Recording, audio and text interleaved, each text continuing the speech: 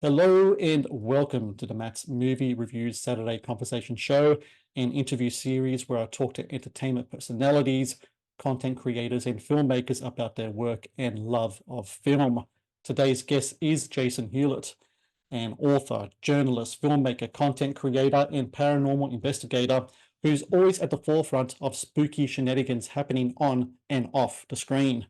Jason's latest project is The Legend of Ogopogo, Canada's Loch Ness Monster, a book that delves into the mystery of the Ogopogo monster that has called the Okanagan Valley home for centuries. And The Legend of Ogopogo has also been adapted into a documentary. The title of that is Cursed Waters Creature of Lake Okanagan. And that is coming out October 12th, a Canadian premiere. It's made by the good people over at Small Town Monsters. And both the book is available now. I'm going to have links for that and also Jason's other works as well. He's very prolific as an author and all other links as well. I'm going to make sure I have a link for people to be able to find and check out Cursed Waters as well, because all of this stuff is incredibly fascinating to me. And also, I just love, Jason, just how incredibly prolific you are. I think it's something that I can kind of relate to. I really believe that keeping yourself busy is like really kind of like healthy kind of thing to can be not too busy to the point of burnout, which I'm sure like all of us have dealt with as well. But being busy is a good thing. So I'm sure with yourself, Jason, having your fingers in a lot of pies and being able to do a lot of things is really a testament not only to yourself as your skills and talents, but also just like how the busy bee will always like stay on top of everything. I think it's a really great how you've been able to do that through all of your career. Thank you. You're right. Burnout does happen. It's one of those. I think I'm going through a period because I've already started work on another book, and it's kind of like I'm telling myself this is going to be like the last one for a while. Just take a breather, even for a few months. But things keep coming up, and I have a hard time saying no when it's interesting. So Yes. I relate. Yes, I like to. You're right. It's good for us mentally. I think just to not to stagnate. Yeah. And, it's good. Keep especially as we get older. We want to keep the brain sharp and keep our Yeah. interests going. So. Yeah, but yes, you and I, as a pair of Jaws fans, be that shark has to keep swimming. So It's that's what we're gonna do. exactly that. It must keep swimming. Uh, I want to go back, Jason, because I love talking to my guests about their first kind of experiences when it comes to being exposed to film. I read, I forgot where it was, Star Wars at a local drive-in.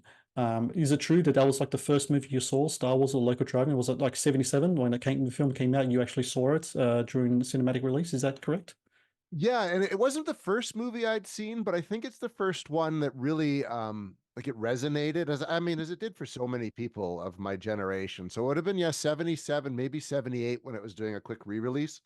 Hmm. But I know I was young. I was like 5 or 6. And it was the middle of summer, and of course where I live here, like sunset wasn't until like 9:30, 10 o'clock. So to be that age and to get to stay up late and watch this movie that my parents had already seen, and my dad, who's a movie fan, was raving about it. So as soon as it kind of came to the drive-in, he's like, we got to go.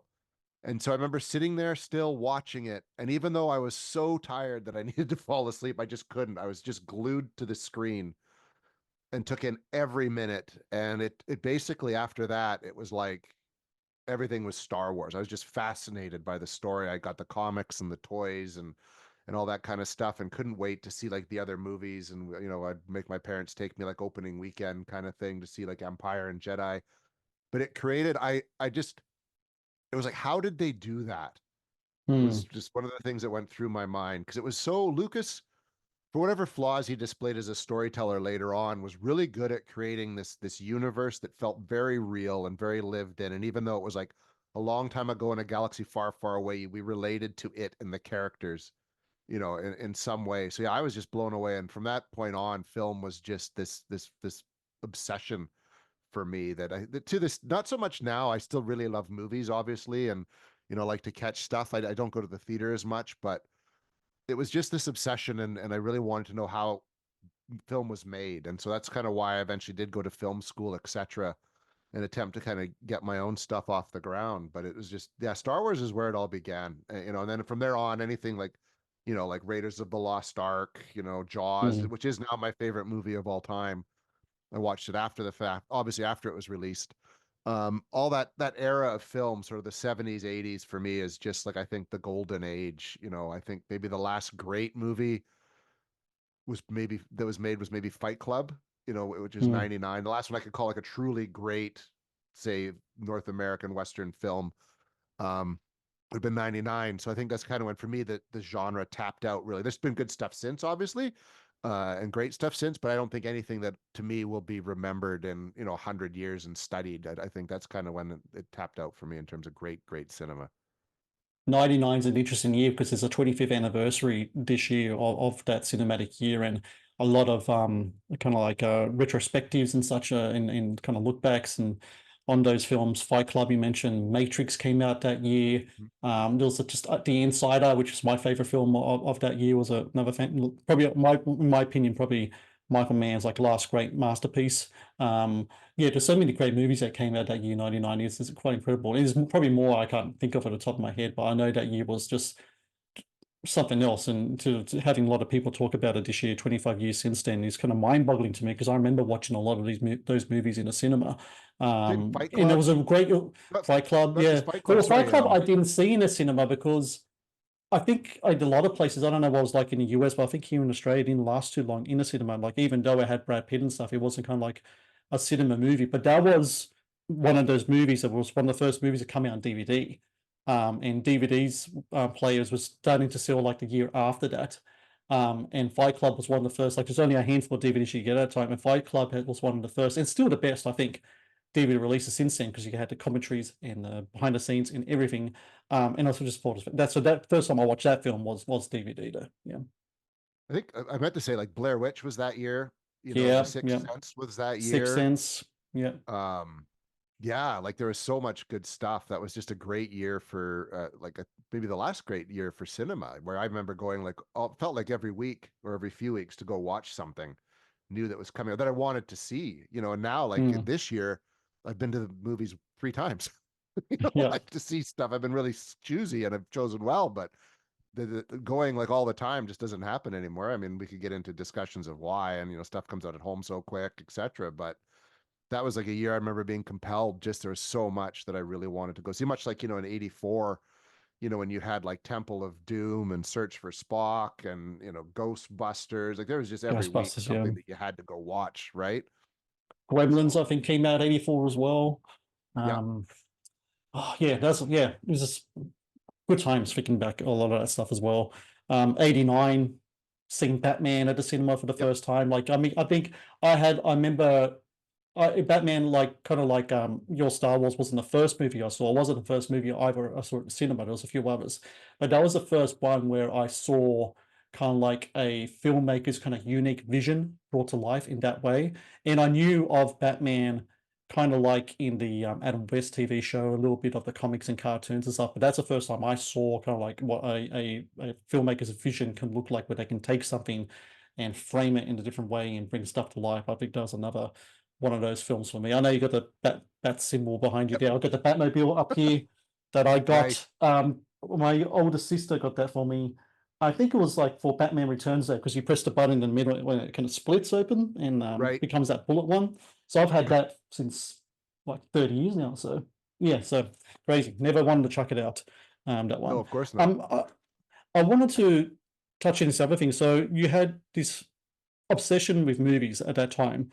Was it correct that another obsession started around that time, and that is obsession into the paranormal? Didn't you have kind of like a paranormal or like a cryptid kind of encounter around that time of like 5, 6 years old, around that same time? Because it's really interesting how both kind of like there's a correlation between the two at the same time that clearly has framed you as an individual all the way now to here we are in 2024. It's a really interesting kind of thing to look on. Yeah, no, that you're right. That was around the same time. And it was just an experience. I remember I'd gone with my mom to pick up a friend of mine who was coming over for a sleepover. And for whatever reason, she went up to the door to get him, and I stayed in the car. And it was like an old hatches a Gremlin, and it was kind of like a Pinto hatchback kind of vehicle. And I was sitting in the back seat, and I was looking out the rear hatchback window at the street, and the street was completely empty.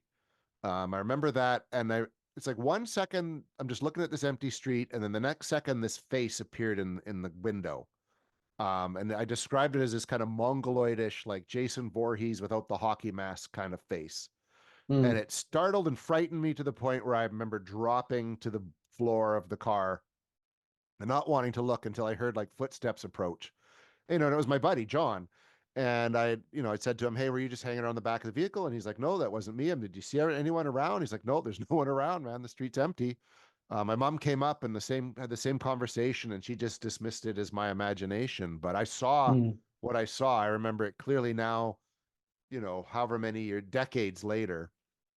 And that again, it was much like watching Star Wars. That created like what just happened? Like what did I just see here? And I just started becoming really interested in the subject, of ghosts and cryptids. And I mean, growing up in the interior of British Columbia, it's Sasquatch country, so I knew the Sasquatch story, and I eventually knew the Ogopogo story because that's like 2 hours from where I live.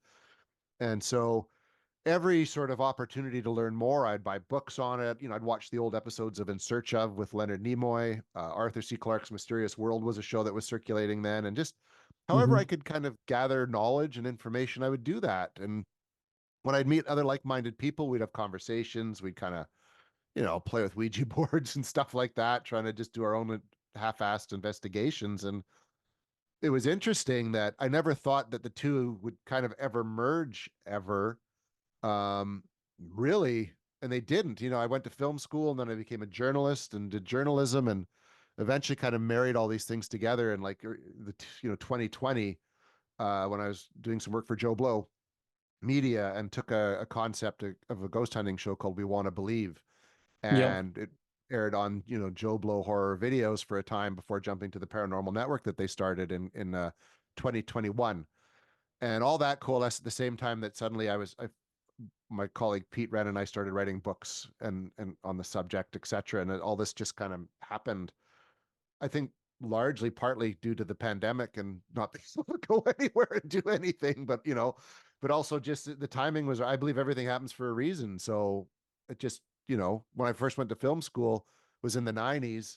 Digital wasn't really around. There was no real internet. Like to make a film, you had to buy film and it was like $8,000 or a few $1,000 for like 8 minutes of footage to shoot, and you never knew if Mm. it worked out till you got it processed. It was expensive to try to do anything, so nothing ever really happened until just I guess the world kind of just said it's time to take your two passions and mix them together.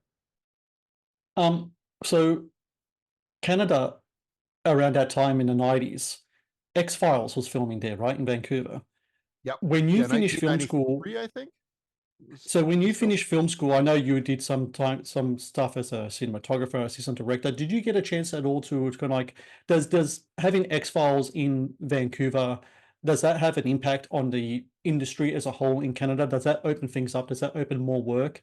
And because that show, like people tend to forget, like things now come out and they become like viral 15-minute kind of thing. X-Files was like a permanent fixture in the culture for a long time. I remember I wanted to watch it every night here in Australia was on, I remember it's on Wednesday nights, 8:30, never missed a show, especially those first kind of like 8, 9 seasons, right? Yep. So but in Canada, like opening up production talent, crew, um, veterans, young people up and coming. Did you get kind of caught up in that swirl as well and manage to get like cool gigs through the X-Files experience? Was there kind of like a ripple effect going through the whole industry there? Well, it definitely like the stuff had filmed in Vancouver before that. I like movies occasionally and the odd TV series, but X Files really, I think, yeah, it blew the door off on the Canadian, American productions working especially in Vancouver, like because Vancouver is like 3.5 hours from where I live, and I was in X Files' first season had already come out when I moved to Vancouver in '94 and went to film school, and it was in that second season that like it had kind of started to become this real phenomenon. And we'd be wandering around Vancouver and you'd see them filming X Files. And I actually remember going to see Star Trek Generations. And it's a bit of an aside, but like I remember going into like the bathroom before the show, and this guy walks in and he's like down the stall about 5 or 6 down from me. I look over and it's David Duchovny. And it turned Oh out he was well, in the same screening of Star Trek Generations that I was in, sitting with his mom about 2 aisles over from me. And right. that's just was like, one of those moments like, do you say something or not? Kind of thing. You're both taking a leak. But yeah, it was everywhere and it really opened things up from there. And it was like became suddenly, even when we were making film school projects, people would be saying, "Oh, the footage is very X-Files-esque if you're trying to do something a bit different." And it was definitely after that more opportunities presented themselves, I think, for people. I know for myself, I seemed at the time pretty headstrong and kind of being my own, auteur and writing and directing my own stuff, and it just never happened. Mm. Because I was stubborn and I didn't want to like make cheap versions of what I had in my head at the time. But for other people, they definitely got work. And I remember I did a special effects class. It was actually done it was Northwest Studios or North Shore Studios, I think it's called. It's where they film the X Files. And the guy who was my visual effects instructor was the visual effects guy for the X Files. And I remember learning a lot about when they did sort of UFO effects and all that, how they did it in certain episodes. And that was, to me, was really cool. Um, but sad, I just didn't jump on that bandwagon. That was maybe my own ego and vanity and stubbornness at the time that I probably could have done more. And I just didn't. And I got really discouraged and just said, screw this, and moved back to small town Canada, and eventually just went into journalism and wrote and did sort of movie reviews, etc. for many, many years instead. The journalism that you're speaking of, was it true you were a crime writer for several years? And For if 10 years. true, Yeah. 10 years, so 10 years as a crime writer. And it's really interesting in that you have one, like you have your, like I said, fingers in a lot of pies, right? So on one end you have the kind of like the filmmaking stuff, the other end you got the paranormal stuff, but then you got kind of like the crime writing stuff. And that's kind of like very much kind of like, in the dirt, in the ground, just reporting on, maybe investigating things that are like just really kind of like down to the primal kind of like, and say what you want, moral wise evil kind of like aspects of humanity. Um, how does that kind of frame you not only as a writer, a storyteller, but as a person as well? And when you delve into that part of the human experience, investigating all that kind of stuff, does that have an impact on the way you look at other things as well? Does that impact the way you look at films? Like if you're doing a reports, I'm sure you've done maybe some grisly stuff, get the report on. When you watch a movie that might have violence and stuff in it, does that change the way that you look at stuff like that afterwards? Or are you able to kind of compartmentalize and kind of separate the two from each other? Um, that's a really good question. It did, well, you can't do things like that. Like, I mean, I've seen, dead children and watched someone burn to death in a car accident, and, talk to people who's lost their husband, wives, spouses to horrible accidents, to murder, etc. I've done like, serial killer cases and things like that. So that just changes you. You can't unsee things like that. And even if you don't see things, you can't hear the details of certain things and not have that affect you in some way. So I definitely, for a long time, I was definitely a very cynical person, and only really saw the bad things. I know for years, because I was diagnosed with PTSD, through vicarious trauma, but I was very much on alert 24/7 for anything bad Mm, that could happen, etc. Especially after I got married and became a father, like you just become paranoid that something bad's going to happen. And to this day, when I go to bed, I'll lock the doors, but then I'll also, after I brush my teeth, go back and do another circuit to make sure the doors are still locked, kind of thing. mm, I've lightened up in many regards, but I find, so when violence is depicted on screen, how some people become very bothered by it. I'm not, because I've seen the real thing, and no matter what Hollywood does, it's generally worse in real life. mm, Just that, and just even to be like, I remember we had a number of prostitutes disappear in my hometown and go and end up dead. So they suspected a serial killer was involved. And there was one site, I remember finding the site of the murder and just standing at the spot where you could sort of see the blood splatter, etc. And it felt different. Like when you just stand there and you can just sort of feel the tragedy and the horror of it all. And so you don't shake that. So I find watching those kind of movies, like horror movies and stuff, very cathartic in a way. You mm, kind of get that emotion out of your body in a sense. And so it doesn't, I guess sort of what I'm trying to say is certain stuff that maybe that I'd have watched before doing that job that would bother me or frighten me or worry me no longer does. I kind of just sort of take it as escapism and stuff. I find like a movie like Seven, like I saw the movie before I became a crime reporter, and that was probably one of the things that influenced me making that decision to want to go into journalism. Like law enforcement was out of the cards for various reasons, but be a journalist, and generally the first job any journalist does is a crime reporter. So I was really excited to do that. And that movie, the way that movie kind of feels, that felt like, even watching it now, that feels a lot like what being my job was like, even though I wasn't running around with a gun in hand. It just, that mood and the feeling and everything really resonates with me, which is probably why I like David Fincher's work. I ended up I much prefer darker stuff, darker films. I don't find comedies all that good, kind of thing. Well, that's It just because not a lot of them have been released lately either, but that's another Yeah, thing. there's not a lot of good ones for one, but I just Yeah. find, it just, once you kind of just experience, that's just the way I dealt with it. I think a friend of mine says I live in darkness, and I think I just kind of do, which is maybe Mm. why the paranormal is sort of a good fit for me now, and writing about that kind of stuff, and, being a paranormal investigator. So I hope that answers your question. It does it affects you. I think it affects everybody.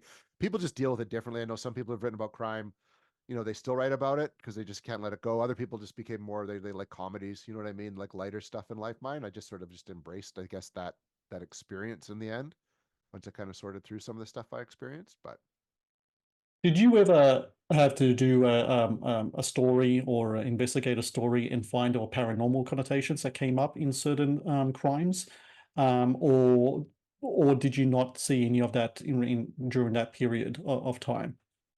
well, it's funny because I was always interested in ghosts and stuff, but when I was a journalist, which would have been from '03 to 2014, um, culturally that stuff wasn't as accepted. And if I'd talked about it, I would have lost my credibility as a crime reporter. So even Mm, if something happened that maybe was a bit spooky or odd, there's no way, right? Like today, I think it would actually be quite accepted to even look at that and write. The closest I'd come is I'd write like when the annual ghost walk would take place through the local hmm museum. I could write about that, but to be a serious journalist and take that stuff seriously, there'd have been no credibility. Like I would have just not had any, which I think speaks more to where society was at that era. Like now, I mean, all those paranormal shows started to come out sort of in the late 2000s, around 2008, 9, 10, and became popular. Now it's like it's everywhere. So and people are way more open to talking about it. So I think being maybe a crime reporter now and having some odd stuff go on and mentioning in a story wouldn't seem so crazy. But back then, there's no way. Like someone saw a weird thing in a lake. I wanted to write a story about it, and it was just like, nah, like no, we're not doing that. Like that's not serious journalism. Please support Matt's movie reviews on Patreon. Get access to exclusive content, request movie reviews and top 10 lists, and help support my work. Please click on the Patreon link in the description below.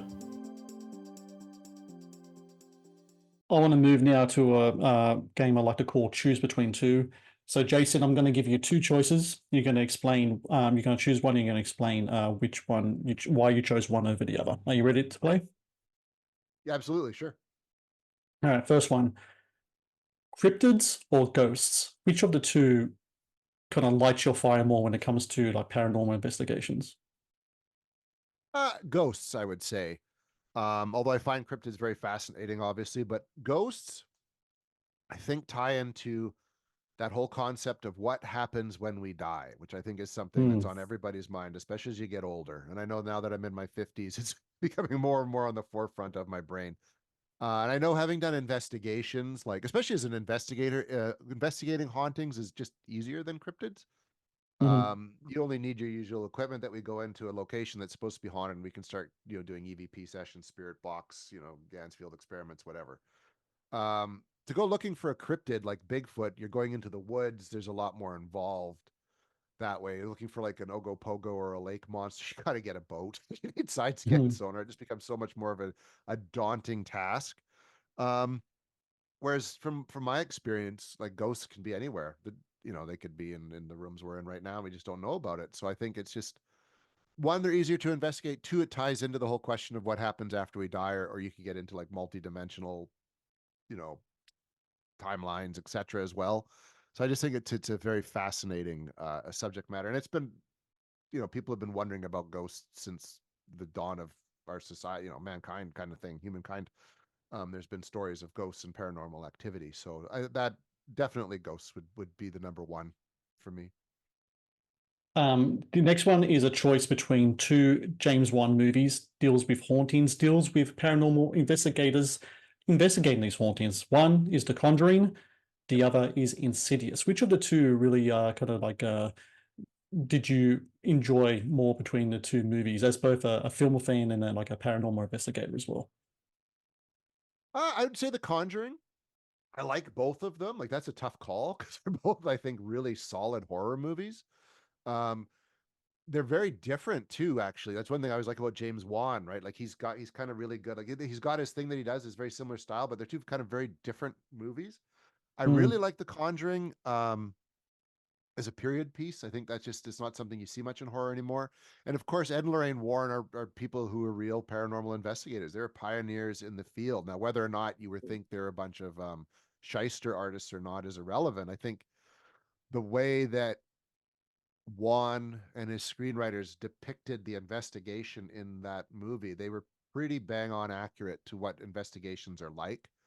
mm. Of course, they played around with the true story aspect. There's stuff that went on in that didn't go on in the real case, which is just a completely different thing, anyways. But I thought it was a really good exploration of a paranormal investigation. That I mean, it got a little Hollywood-esque at times, but for the most part, it was pretty grounded.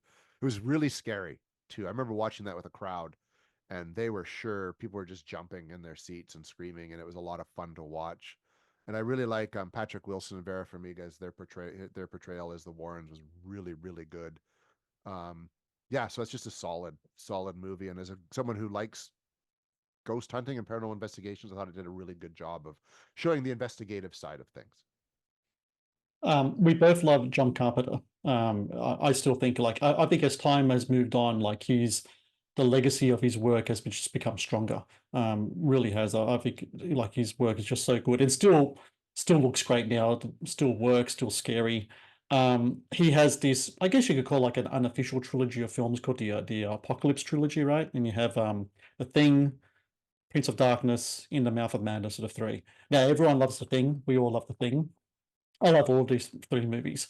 But if you had to choose between Prince of Darkness or In the Mouth of Madness, which of those two movies do you reckon will come second in the pecking order of that trilogy for you?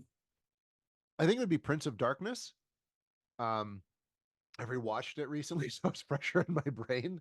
I thought like In the Mouth of Madness, I thought was really good, but I think Prince of Darkness is a tighter film for me. It's a lot more, the fact it's kind of one location, and I thought he had a really good cast in that one. He had a good cast. He's really good actually at casting his movies, but Hmm. there's something about that movie that I think just that works. Maybe because it's dealing with like religion and spirituality, and he plays with time a bit at the end. Yeah, I just think it's just a really solid film. I like that Donald Pleasance is in it. Hmm. Um, Victor Wong, two people that he'd use very regularly. I mean, he did that one, I think, after Big Trouble in Little China, because Victor Wong and Dennis Dugan were Yeah. both in that, and he brought them in there. Yeah. So it's cool to see that. It was neat to see Parker Stevenson, from Simon and Simon, which was a show I watched religiously as a kid growing up. In that movie, Lisa Blount. I just thought it was just a really good horror movie with a lot of really big ideas that they touch upon, and I like to see horror movies that do that.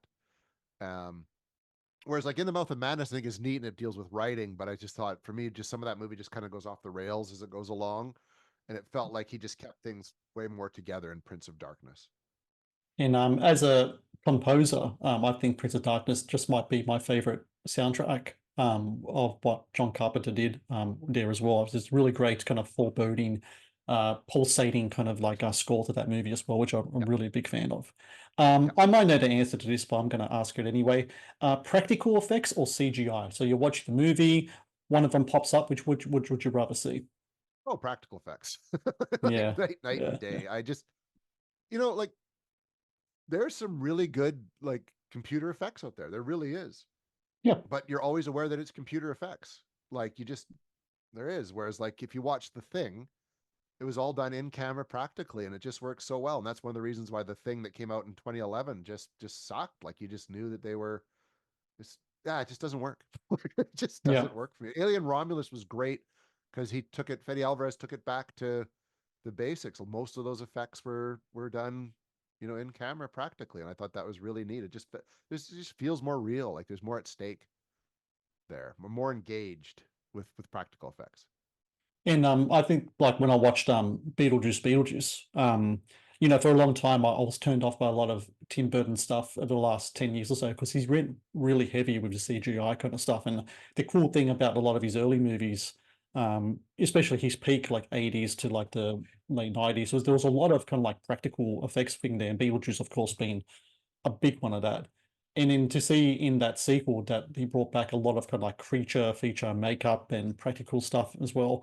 Of course, there's some VFX in it could kind of like polish the edges, but it was great to see that. And I think for a lot of people who maybe might that might be their kind of like their first Tim Burton experience, it was really cool to for people to be reintroduced to that kind of filmmaking and effects. And like you said, it's just you know I forgot who was talking about this with when sometimes when you watch genre films and you have practical effects, sure, it might seem dated maybe 10 years later or so, but it feels more tangible, it feels more real, and you can kind of you could still kind of hold on to that and buy into it. Where if you watch like an outdated CGI, it gets takes you right out of it. It really does. It's kind of like listening to a really polished album and then the guitar solo comes up and it's done like through an 8 track and it's really scuzzy and it just doesn't work. It just stands out, you know, just it's like you can just tell that it was made for that time because of the tools that they had at their disposal when it comes to like digital technology. Where with practical stuff like this, I still think like the best stuff they've ever done is back in the 80s, like Rob Bowden and Stan Wilson and all those guys. It still looks great. Like I think I was saying to my previous guest, I rather watch Pumpkinhead a million times as compared to like the Mummy Returns with the Scorpion King and that kind of wacky stuff there, you know. Same. And I remember showing because obviously I've been introducing my son to all these movies that I grew up with, and I remember showing him like Raiders of the Lost Ark, and we were watching, you know, like a great sequence, of course, where Indy is on the horse and he goes after the convoy, and you know he's going Mm, on there, and you could, you know, he's knocking people down, and the guys he's getting pulled underneath the truck. And my son's like, "Dad, that's all real." And I said, "Yeah, like they yeah, didn't fake any of that. Like that's even when the guy gets run over, they time it perfectly, you know." And I'm just like that, and he was so much more engaged with it as well. I just you can't beat it. Jaws still the scene where the you know Brody's chumming and you know come and chum this shit and the shark comes up even though you know it's not real, man, that was really there and he was reacting to something that was there. It still has an impact. What was that? It's 1975, yeah, like almost 50 years ago. You know, 49 yeah. years old, and that movie still works because it was all real. Yeah, definitely. I mean, and people can say, "Oh, it doesn't the shark, you know, it doesn't look as real as say compared to I don't know, like the Meg that's come out like recently." But I take Bruce the shark over you know, like anything else that's out these days because, like you said, it's you feel the weight of it, you know. And I think sometimes a lot of time when it comes to visual effects, the weight's not there, and it's something that's really missing. Agreed. Last one. So you're at the cinema. It's one of the few times you're going to go. You're going to sit down. What are you going to munch on? Have you got popcorn or candy? What's your going to go to cinema food? Oh, popcorn. Well, every time. Popcorn? Yeah.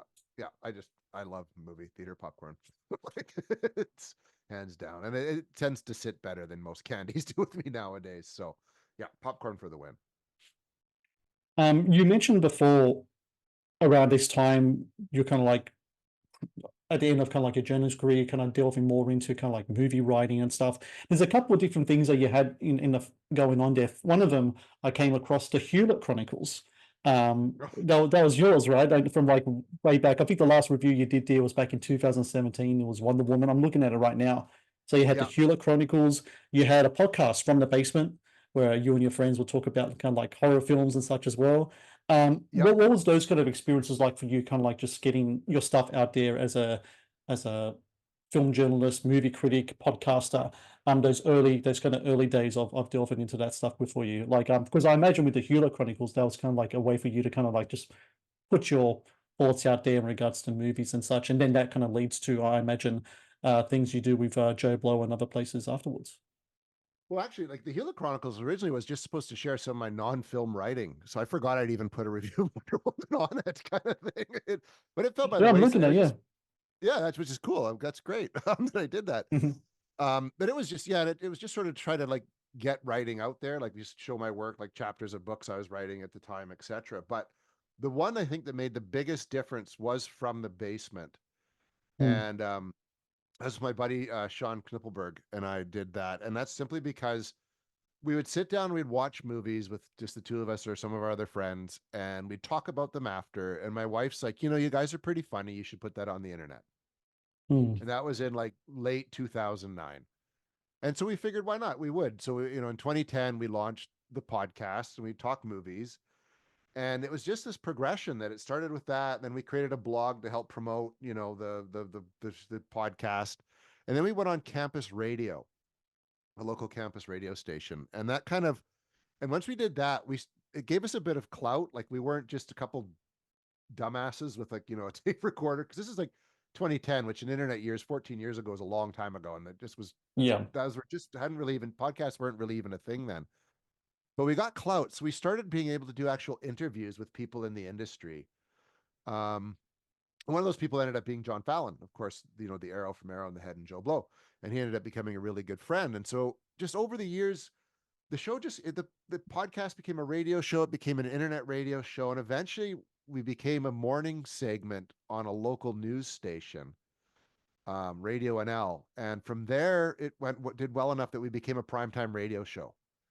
And it just, the more we did it, the more it expanded. We met more people in the industry, made some good friends. And yeah, it did lead to sort of to doing work for Joe Blow and doing narrations and things like that and running the Paranormal Network, just through becoming good friends with John and just, yeah, just experience. It's funny how like these things just kind of grow. But a lot of the people that I met doing interviews from the basement that Sean and I met were people that ended up working on We Want to Believe in terms of camera people, or like, you know, Jason Morris, who's a producer on that and editor. He's in the States. We've never met face to face, but he's done like, you know, a bunch of movies, and he's, you know, did the Millennium After the Millennium documentary about the TV show Millennium, Chris Carter's Millennium. Hmm. Was Yeah. Lance Underrated. Henriksen. Love Mm. that. Oh, it's my favorite TV show of all time, hands down. And it was great. I actually got to interview Lance Henriksen, which to me is like one of the coolest moments of anything I've ever done, Yeah. because he's a real class act. But it was just, yeah, that was really the thing that kind of doing that changed everything in terms of me being engaged in film at all. Like it kind of brought me back into not just being a critic, but I ended up writing some scripts for John and, you know, just, you know, doing stuff for Joe Blow, which was a great time. It's funny just how things go, you know, like Yeah. how things work. I love John and the guys at Joe Blow. John has been a real kind of like a mentor in a sort of ways. He really like even though we're on the other side of the world and we haven't met in person, we have spoken to each other heaps over, you know, and we talk about his films and stuff. He's been on my podcast, he's been on this show. He'll reach out to me and be like, hey, try this out, this do this thing, you know, let's look at this, kind of like, I think you could do this, you know. And he's really been just real source of assistance and inspiration for me over the years as well. So it's just really cool. So Same, shout out to absolutely. Yeah, John, no, great guy, and I hope the guys over fantastic at Joe dude. Blow as well, Chris and the guys, Burge, all of them, really awesome guys over there. Before we talk about We Want to Believe, what the show you did over with Joe Blow and Arrow, um, the Canadian Paranormal Society. That's 2020, but before that, 2017 was a Vancouver Paranormal Society. Was that around the time you met Peter Wren? Because you and Peter Wren have written a book, the I Want to Believe book. That's more like Peter's kind of like experiences of like him kind of like diving into the paranormal and such. And you two have been like a really good, you know, friends since then. Is that how that kind of the Vancouver and then later on the Canadian Paranormal Society come about? You two meet, you have similar interests. And then maybe at that time you're like, you know, we should really try to get something together here and try to make something out of this. Is that pretty much how it kind of came about? Pretty much, yeah. Like, because Pete was the president of the Vancouver Paranormal Society. Right. Okay. They were doing a membership drive and I applied for it. Because I was just up one Mhm. morning, it was around Halloween, and I was like, yeah, why not? I've always been into this stuff and had done my own investigations, but nothing like, you know, seriously or organized or anything. So Pete and I met that way and really connected, and sort of we decided to form our own group because he ended up living in the same town that I was in.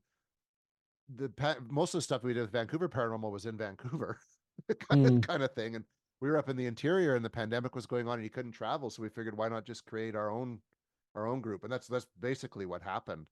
And we've been doing that with CPS ever since 2020. And you know, Pete's like one of my best friends, and I've learned he's been an investigator for more than 30 years all over the world, so I've learned a lot from him. That first book definitely is telling Peter's story. The second book we wrote, Investigator's Archive, was telling the story of various other paranormal investigators and people like cryptozoologists and filmmakers that deal with the paranormal. Then the third book we wrote together, Dying Light, was about near-death experiences. So those are the three books that he and I wrote together. We work together really, really well. We're both pretty pragmatic, no bullshit kind of people, and just we get along really well that way. And we have a And weird it's really sense of kind humor, of, which works too. well, I think you're going to need to when you delve into kind of like the stuff that you delve into, right? If I Yeah. come and go a long way. The Matt's Movie Reviews YouTube channel is brought to you by TeePublic. TeePublic is the world's largest marketplace for independent creators to sell their work on the highest quality merchandise. With over 1.2 million designs, TeePublic is sure to have something you'll love. And this kind of like started like this really run for you of as being an author, like you have, like I said, you're very prolific, but especially in your writing. When you start diving into, because you've done all sorts of different writing, journalism, film criticism, I'm sure screenwriting, all sorts of stuff. When it comes to a book and writing the book, okay, so I always had an aspiration to write a book. There's an idea I want to write about. I just find the whole experience to be kind of daunting. It's sometimes like with myself, like I've been writing reviews for like 18 years now, and even still to this day, I have to psych myself up and be like, okay, sit down for an hour, you lazy bastard, write something down. And a book is just seems like, oh God, I don't know how am I going to put it off. What lessons have you had in writing books now for quite some time? And this year you got, like I said in my introduction, Legend of Ogopogo is out there now. You're working on another one now. What kind of lessons can you bestow to me that you learned over the years in regards to writing books, kind of like really kind of simple, factual, kind of straightforward kind of stuff you can give to myself or any other prospective book writers out there? Yeah, it's discipline. It's really all it like. There's a Stephen King quote that I love. I think it sums it up where he's like, he says, "Talent's as cheap as table salt. The difference between a successful person and an unsuccessful person is a lot of hard work." Mm, And that's literally like I couldn't write books if I hadn't been a crime reporter for 10 years because I had to write sometimes 3 to 5 stories a day, 5 to 6 days a week for 10 years. And it doesn't matter if you feel like it or not, you have to do it. And so when I write and I tell myself I'm writing 1,500 words today, whether I want to write 1,500 words today or not. And I can't leave the computer until I write those 1,500 words. And sometimes I can do it in half an hour. Sometimes it takes 5 hours. You sit and you do it. But I understand. I procrastinate. I do everything I possibly can before I sit down to write. Like, I mean, mm, laundry, dishes, go for a mm-hmm, walk, work out. mm-hmm, It mm-hmm. is writing sucks. It's painful. Like people who say it's easy have never tried to write anything. It is super hard to do.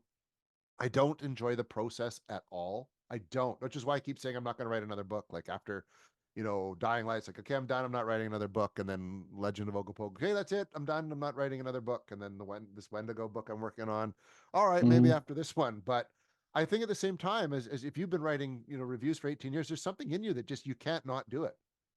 Yeah. Like I've got stories I'm interested in telling. Like I want to write fiction, but I've got all these like nonfiction things that I want to explore first, and I have to do it. And I don't want to not be able to do that before I move on. So it's just it has to be done. So it's like it's discipline, pure simple discipline. Well, I think it's fantastic the way that you've been able to achieve the things that you have achieved with your books and all your writings and that and such. It's funny you mentioned Stephen King. I saw this short clip. I think it was what's the guy who did Game of Thrones? George R. R. Martin? Is that George Yep, R. Martin? Is that right? yep. George R. R. Martin. Yeah, He was doing a live interview with Stephen King. Um, and the first question that George R. R. Martin had for Stephen King was like, "How the fuck do you write so many books in so little time?" Because I imagine with George R. R. Martin, we've like he's kind of like very like his books, of course, are just like these huge kind of like mythology building kind of stuff. I imagine he'll be kind of pulling his hair out with a lot of stuff that he does. King somehow manages to pump out books, and I'm talking even in post cocaine days. Like he's still managing to yep.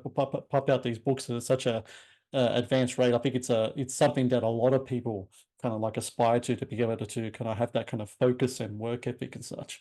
And for myself, like when I talk to you, Jason, and I see the work that you've done and how you're able to put together such a impressive kind of just bibliography and everything else she does, and if you've narrated a lot of the scripts that I've written for Joe Blow and such as well, it's inspiring to me. I find inspiration from the people that I'm friends with and the people that I work with, because I believe in that, what's that thing they say, iron sharpens iron. You gotta mix it up with other people, other creatives and such, and to see their work kind of inspires you and gives you the extra kind of motivation to do the stuff that you need to do as well. I think it's a really cool thing to see what you're doing out there. And Legend of Ogopogo, I mean, what's really great about the cryptid world is that there are things out there that I never even thought that could can exist. And it comes down to, like, we're in such a big world and nothing, and only the tiny portion of it has been explored, right? I'm sure for yourself, when it came to Ogopogo in particular, did you know of this beforehand, or do you find this stuff out after you join the paranormal society, and then people, and I'm sure you're talking to a lot of people and you're sharing a lot of stories and such? Is that kind of like how, like, the interest in this particular cryptid kind of came about for you? No, I'd heard about Ogopogo my entire life. You can't live Mm. in British Columbia and not, especially being 2 hours away from Kelowna, which is in the Okanagan Valley. Like when I was a kid, my family would go to Kelowna for holidays because it was closer than going to Vancouver, and they had really good shopping and restaurants, etc. And I'd have to go to make my parents take me to the lake and look for Ogopogo. And there's this statue, this Olin statue, that I'd have to go see and hang out with, and it's something I grew up doing. And when my son was old enough, I took him down and showed him the statue of Ogopogo, and we went looking for Ogopogo in the water. Like, you can't escape Ogopogo if you go to Kelowna. It's their tourist mascot. So to when it came down to, like, I did have a contract with Beyond the Fray Publishing. They published the 3 books that Pete and I had written, and I had an obligation to write one more. And Pete didn't want to write any more books. He'd had enough, kind of Hmm. thing. And I said, well, okay, I'm going to write this to get out of the contract. And Ogopogo was the subject I talked about. I just picked it and pitched it, and they liked it. But it changed because it's a lot of these stories have a really deep indigenous connection. Mm. So and we as Western society have taken their stories and kind of culturally misappropriated it and made it into something different. And writing about Ogopogo, it became very clear that I couldn't simply write a book about Ogopogo encounters. There's a lot more to it. And it kind of just morphed from being what Beyond the Fray wanted into something else. And at the same time, that's when I was invited by Eli Watson of Small Town Monsters. Of course, he has a podcast called Cryptid Campfire, and we did a video version of that on the Paranormal Network. And Eli and I had become friends. And Small Town Monsters was coming to British Columbia in May of 2023 to do something on Sasquatch in Harrison Hot Springs, which is where the Sasquatch legend started. And Eli had a few days to do his own thing, and he wanted to do something on Ogopogo. And he's like, do you want to come along? He invited me to come and join him because he knew I was into the subject matter, and we'd work, we'd never met, but we'd work together on stuff, virtually. And that was right around when I started researching the book. And so basically what became Cursed Waters happened at the same time that I started writing the book. And the two ideas were just kind of became one and the same. And I mean, the book is not, the movie's not an adaptation of the book or vice versa. It's the book's a companion piece to what became the Cursed Waters film. Mm. And yeah, and it just, that's just how that happened. And Small Town Monsters ended up, they wanted the book, and the Beyond the Fray gave up the rights, and they wanted the book, and they took the book, and it's just kind of how it worked. Which professionally for me, I think is one of the coolest things that's ever happened for me, to have like a appear. And I filmed with Eli, a lot of Cursed Waters, and I appear in it. And I was at all the interviews and all that, and he had some say in what we were doing, and had lined a bunch of stuff up, and then I wrote the book, and to be able to have those two things kind of happen was amazing. Yeah, good 2024, that's for sure. Yeah. Yeah, great 2024. I want to move on to this other game I'd like to call rapid fire questions. I'll throw questions for you. Try to give me an answer as quick as you can, and feel free to Okay. kind of like just to talk more about it if you want to. All right, we both love Jaws. Jaws is your favorite film of all time. However, there were 3 sequels followed on from Jaws. Of the 3 sequels, which is your favorite? Jaws 2. It's a good film, that one. I like that film I quite a like bit. it. I the only problem with Jaws 2 is it follows Jaws. Like, it's hard to really top that. I like the third one too, but it's silly. You know what I mean? I think Jaws 2 is a really good way to continue the story. Like, I thought it was well done. I mean, you miss Robert Shaw, obviously, and you miss oh God, now my brain just Richard Dreyfuss. Richard Dreyfuss. Sorry, Mr. Dreyfuss. You know what I mean? Because they were fantastic, but it's a great sequel. Do you have a favorite cryptid? Bigfoot. When it comes to Bigfoot, do you think what if you wanted to recommend someone a Bigfoot movie, like the ultimate Bigfoot film, because there's been a whole bunch of them, what's the movie that really kind of stands out for you as a great Bigfoot movie? It's funny. I was going to say Exists, which Eduardo Sanchez made, because it's really good, but Abominable popped into my head. Okay. Yeah, and it's a I think maybe because it's a bit schlocky, you know what I mean? Because it's got like nudity and boobies and gratuitous violence and all that. But it's a pretty cool, like, it was low budget, but it was well made. I mean, it's got great, Lance Henriksen shows up. Oh God, the guy from Reanimator. My brain's Oh, Toombs, Jeffrey Toombs. Yeah, Jeffrey Toombs is in it. You know what I mean? It's got a lot of good little cameos from people in it. It's a lot of fun. It's just a quick breezy film. So I think, yeah, Abominable would be a Bigfoot movie I'd recommend to people who maybe haven't seen it. Is Bigfoot like, has that been investigated so much now that we would never find an answer as to whether, you know, I'm sure a lot of people believe that Bigfoot exists. I'm sure you believe it exists as well. But has it been so much looked into the Bigfoot mystery that there's nowhere else people can look into that? Or is there still more that can be done in regards to that investigation? I think more can be done, and I think what people got to do, and this is where things get a bit woo, is that we got to stop looking at this as a flesh and blood thing, Mm-hmm. and it's something a bit more than that. If you believe First Nations, this is something. It's a dimension walker. It's kind of their forest spirit that it chooses to show. And same with like Ogopogo, that chooses to show itself from time to time. So, and there's a lot more accounts coming up that would include paranormal phenomena with Bigfoot sightings. And I think that's just kind of a way, I think, to get to the answer of it, we need to start like not excluding that as a possibility. That's kind of all I'll say to that. So I think more work can be done in that regard, which then we're getting into a whole bunch of John Keel stuff and, metaphysics and all that kind of thing. But I think we need to stop just approaching it as a flesh and blood thing. What's the scariest moment you had during an investigation? That would have been out at Tronquil Sanitarium here in Kamloops. It's a former tuberculosis clinic and mental institution that was shut down during the 1980s when they decommissioned all of them. Already sounds scary. Yeah. I had investigated it a couple times beforehand. This, I think, was the third time I was there. I was with a colleague of mine named Donna. And because it's Canada and it snows a lot, all the buildings are connected by an elaborate tunnel system underground. So to get through the snow and all that, you can move patients and supplies. We had been exploring down in the tunnel system.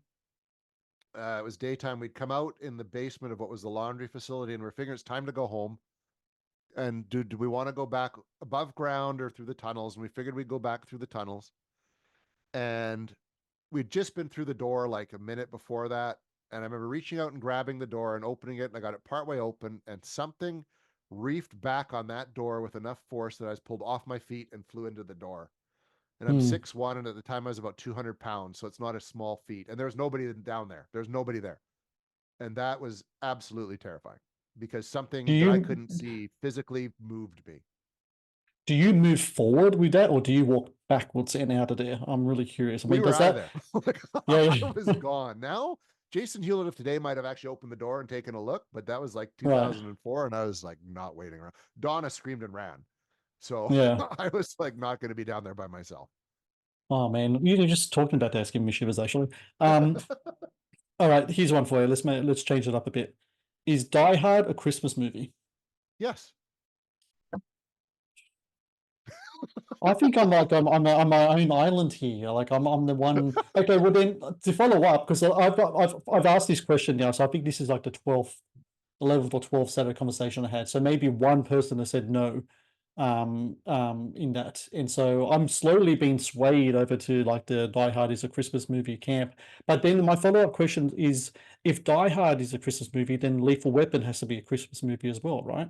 Yes. Okay. Yep. Okay. It's Cool. inescapable. Both of them. I had this conversation with a good friend of mine the other day, and it's like, no, man, they're Christmas movies. Like Lethal Weapon, the first song you hear is Jingle Bell Rock. Jingle There's Bell like Rock, Christmas yeah. presents everywhere. There's the lights, the it's What's saying Merry called Mel Christmas, Gibson's having a fake cocaine deal, having a cocaine deal in a Christmas tree Christmas store. trees, right? He's Like, battling, he's doing jujitsu with Gary Busey in the front of the house with Christmas lights everywhere. yeah, it's everywhere. And Yeah. same with Die Hard. Like, it's everywhere. Like, they're Christmas movies. They're non what I call non-traditional Christmas. Gremlins is too Yeah. non-traditional Christmas movies, right? Like, Black Christmas, the original Black Christmas is. And I guess the two remakes too by default, but those are Christmas movies. They're what I In watch every Christmas. Like, like, Die Hard 2 is at Christmas time as well, isn't it? yeah, the second Yeah. one is as well. Yeah. Yeah. Which is why I think, I don't know why, but of that franchise, the third one I think is my favorite because it's just such a 180 in regards to setting, because the first two movies, Christmas time, snow, cold, but then the third one's like summer in New York City, July 4th or whatever it is. Like, it's just so different because it's daytime and like that. So I don't know, it was such a kind of shock to the system. That's a great movie too. I'm a big fan of Die I Hard. I love them. think the third one's my favorite one of the series, the third one. Yeah, it's tough for me. I mean, the first one for me, I think, still is my favorite of all of them. But I really like 2 and I really like 3. I even like Live Free or Die Hard quite a bit. Me too. Me Um, too. But I fifth enjoy it. The one only I one I don't talk don't like about. so much is the last one. Yeah, good Yeah. Die Hard to me is the weakest. And my son liked it because there's the most shooting. All right. He was 10 when he saw it.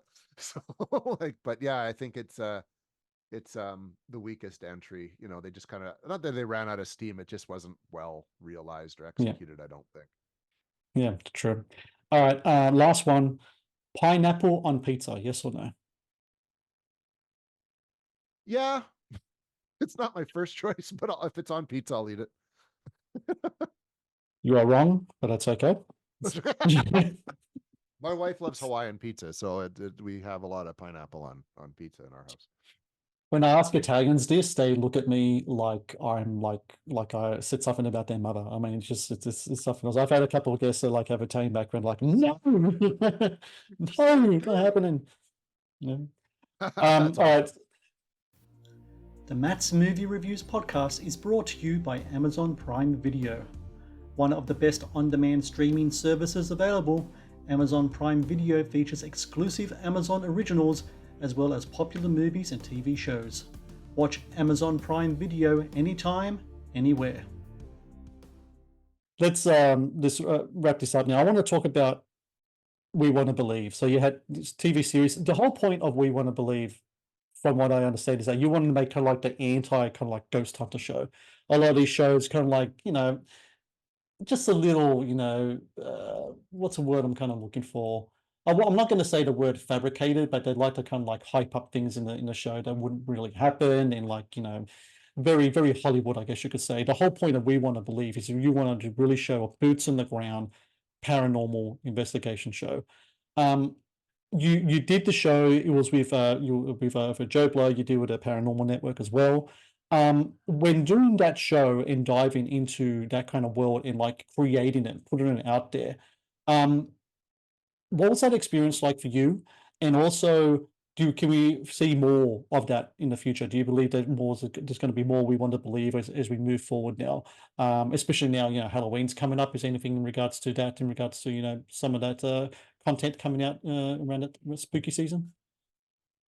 Well, we're currently talking with people who would like to bring it back. We have a bunch of episodes that were filmed and we're in the process of editing them together. So we're in post-production on like 12 episodes that just never, we'd shot a whole bunch for the Paranormal Network, but then when that sort of shut down, we had a bunch of content we hadn't aired yet. So we were putting that together, and we did a bunch of filming last year. We were with a streamer called Paraflix, but that in the end hasn't worked out. So we're talking with someone else, which I can't really talk much about it, but there's an interest in Of bringing course. it back. I don't know if it'll be this fall or not.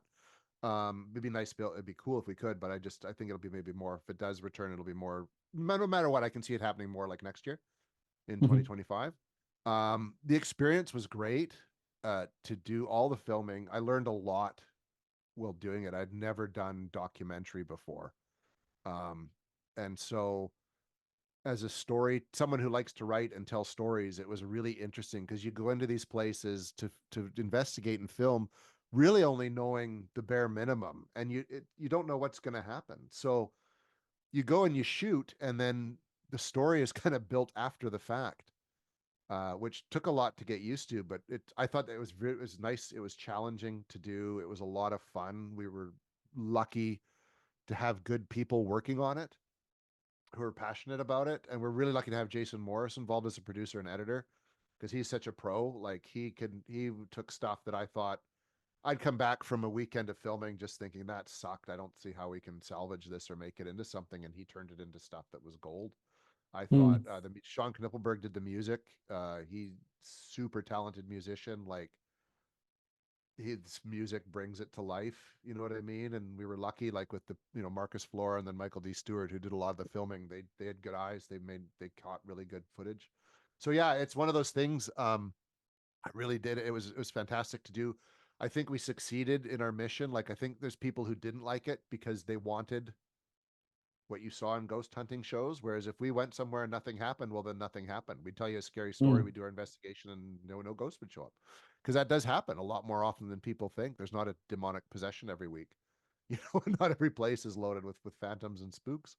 They're more just stories. So I think in that case, we learned to sort of focus on the historical part and the story or the folklore about a place more and play that up as opposed to, saying there's going to be ghosts here kind of thing. It was a really good time, and the people who really like it and really appreciated what we did with it, and they're really keen to see more of them. And we have a lot of good stuff that I can't wait for people to see. So hopefully that's something, like I said, sometime in the next 12 months, people are going to get to see all that. Well, I really do hope so as well. And I really appreciate you, Jason, for your time today and all the work that you've put in over the years. The books, the narrations, the shows, like everything. Like you just have just had such an impressive career that you've put together here. And I think you really just you really show, like especially for me, just how beneficial it is not only to be consistent and disciplined, but also just the work will always speak for itself at the end of the day. And I think it's a really important kind of lesson to learn. And for everyone out there, I'll have everything in in the show notes, links to Jason's books that you can purchase and buy, links to the documentaries and trailers, and also the We Want to Believe show, and even I'll even throw in like links to his older stuff like from the basement as well, because you guys need to delve into the world of Jason Hewlett and really get into this man's work, because I'm a big fan, and it's been such a pleasure to be able to talk to you today, Jason. And yeah, I hope you have a really good Halloween coming up. I'm sure it's going to be a blast over at the Hewlett household. Oh, thank you, Matthew. Thank you so much for your interest and for having me on. It's been a great time. And yes, oh yes, this is the happiest time of year at our house. We're gonna do a lot this Halloween.